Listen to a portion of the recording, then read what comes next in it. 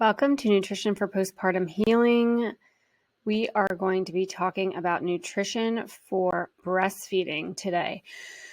So don't get overwhelmed by this list of nutrients. These are the main nutrients that are impacted by the mother's intake of that nutrient. So the breast milk concentrations are affected by what the mom eats. This doesn't mean that these are the only nutrients the baby needs to get, and it doesn't mean it's the only nutrients available in breast milk.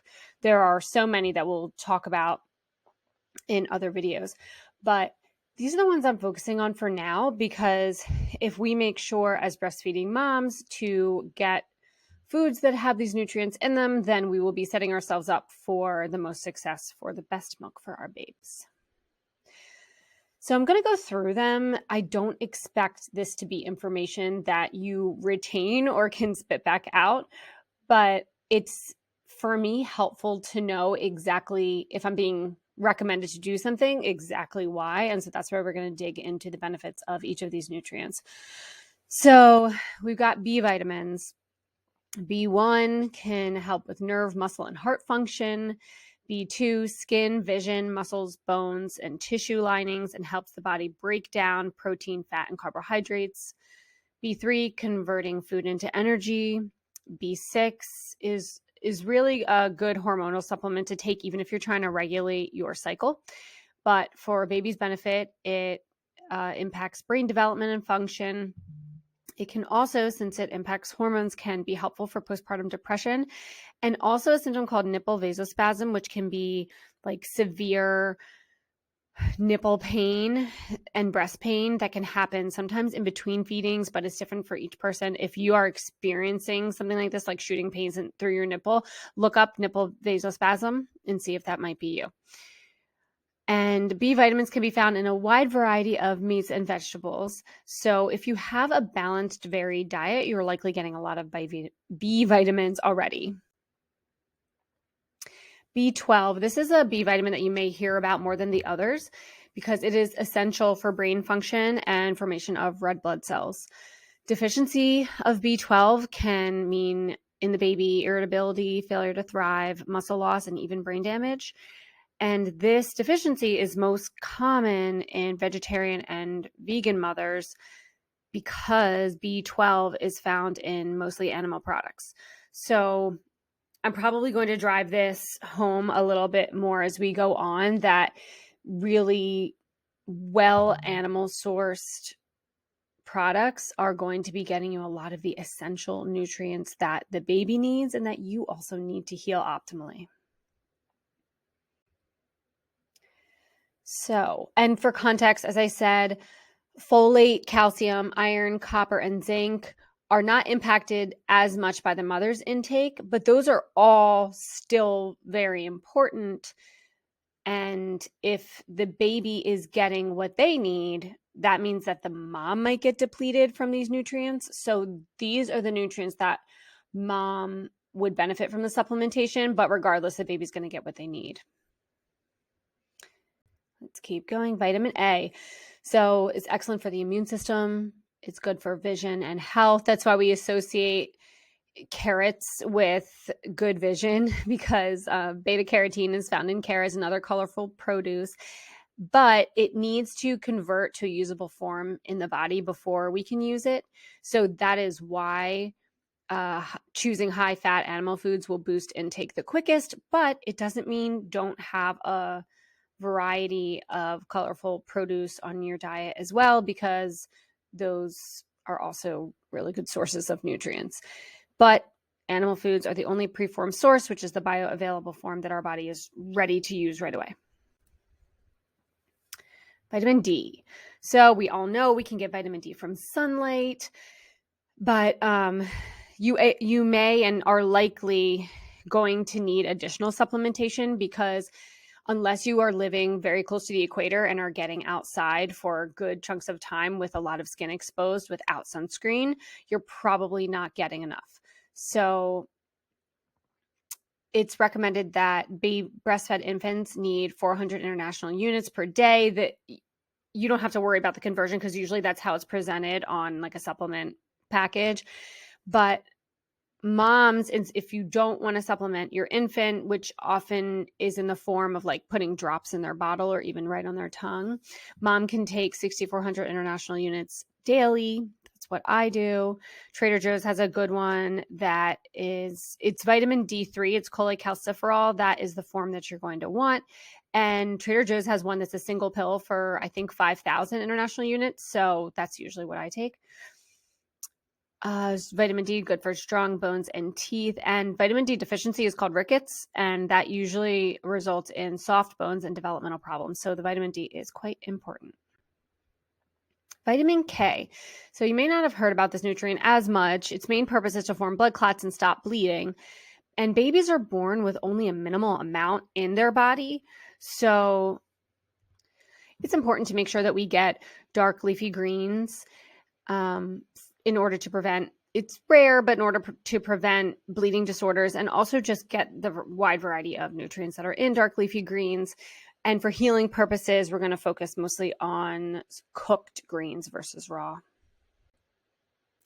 Choline. So this is a nutrient that is also super important during pregnancy. And in breastfeeding infants, it's great for brain development. It's actually essential for brain development. The recommended daily dose for moms is 550 milligrams a day.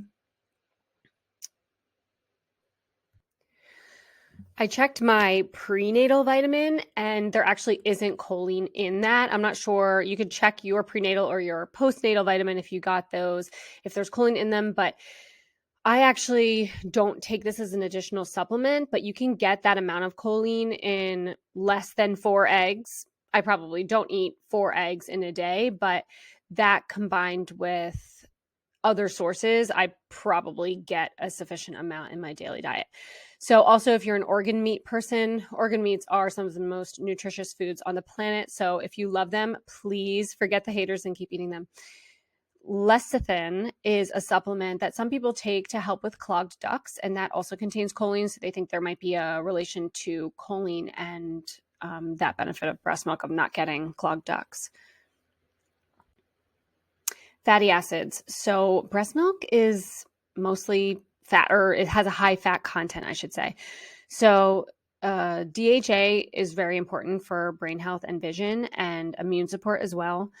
Babies who drink breast milk with higher fat concentrations may stay satiated longer since it is slow to digest, since fat is slow to digest, that is.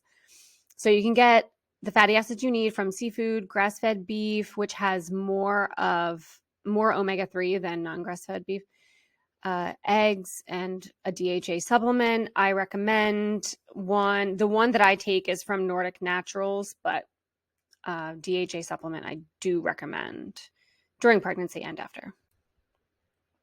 Selenium. So that's good for healthy hair, and it promotes typical infant growth and development. This is the 70 to 75 micrograms, that's what that abbreviation is, per day is recommended for breastfeeding moms. Brazil nuts have the highest concentration. My prenatal that I've always taken, which I will show you here, it's Garden of Life Vitamin Code Raw Prenatal. That one contains 50 micrograms of selenium. So I don't supplement additionally beyond that. Iodine. It's nutritionally essential to produce thyroid hormones, promoting growth and development, which the thyroid is directly related to. And inadequate intake during pregnancy can also lead to brain damage. Now, in most prenatals, you will find iodine. Mine has 150 micrograms, which it says it's 100% of the daily recommendation.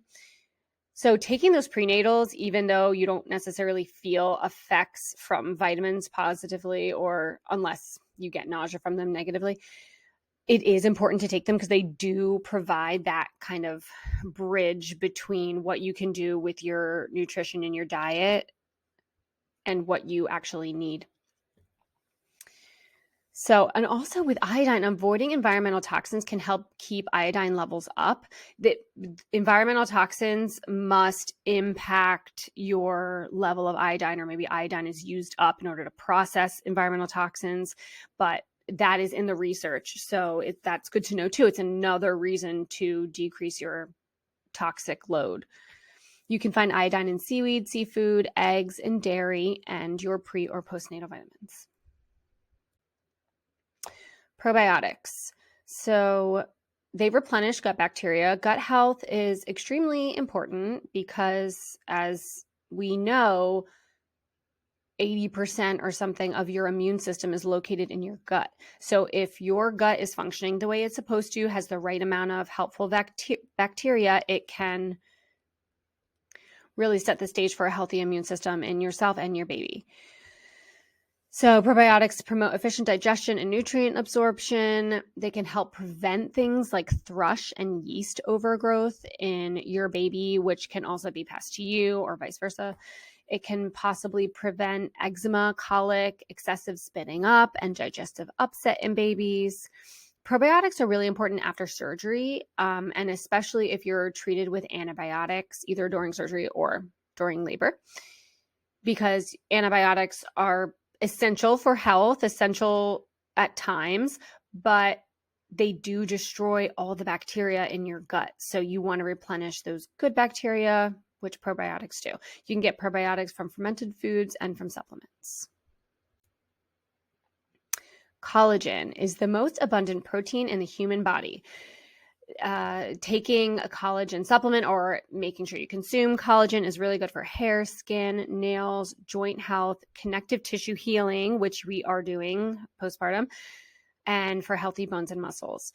So replenishing a mother's stores of collagen will aid the healing process from birth and help provide the healthiest milk you can for your baby.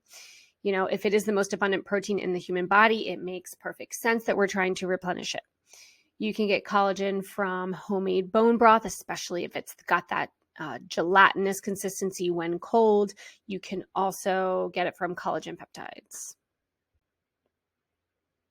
So milk supply, we're going to talk a lot about this in the breastfeeding module, but ways to promote milk supply nutritionally, number one is going to always be hydration, making sure you have enough carbohydrates. Going on a low carb diet at this time can reduce your milk supply. Foods that may boost production: oats, flax, brewer's yeast, fenugreek, spirulina, and hops. And that's why they say sometimes beer is good for breastfeeding moms. So be careful with those elimination diets. They can be really good to identify food sensitivities. I have nothing against them for health. But even if the intent is not for weight loss, it can be, you can accidentally go low calorie by eliminating all the foods that are typically eliminated with elimination diets. So you could accidentally go low calorie, which can impact your milk supply. So promoting frequent emptying and complete emptying is also going to be two things that help with your milk supply. And I will say there are some conflicting reports on those foods that I listed that boost milk production. Some say there's no definitive research saying that any one food promotes milk production, but I have made those lactation bites with the ingredients listed here, some of the ingredients listed here, and I do think that they helped my supply. I really do. So you can try it out for yourself. I wonder if there's not a lot of money in doing the research that it would require to, quote, prove that this works for milk production. But if you're concerned about your supply, it's something that's worth a try. And if it works for you, fantastic. So now what? Now you know the nutrients you're looking for during postpartum, but how do we get them? Because we're not going, and I don't recommend you looking at every single package for nutrient content or looking up on Google all the vitamin content of everything that you're eating. If you are getting a well-balanced diet, you're probably getting most of what you need. But in the next video, we're going to talk about how we can implement some of these nutrients into our daily diets to just promote not only healing, but maximum nutrition to give our babies and restore our vitality again. So the primary source for these slides was Real Food for Pregnancy. It's a book by Lily Nichols. It is a wealth of knowledge. I highly recommend it. I read it, I think, during my last 2 pregnancies, and I recommend rereading each time you're pregnant. And then there's a section in the back about postpartum. So it is a absolutely fabulous resource. All right, I'll see you in the next video.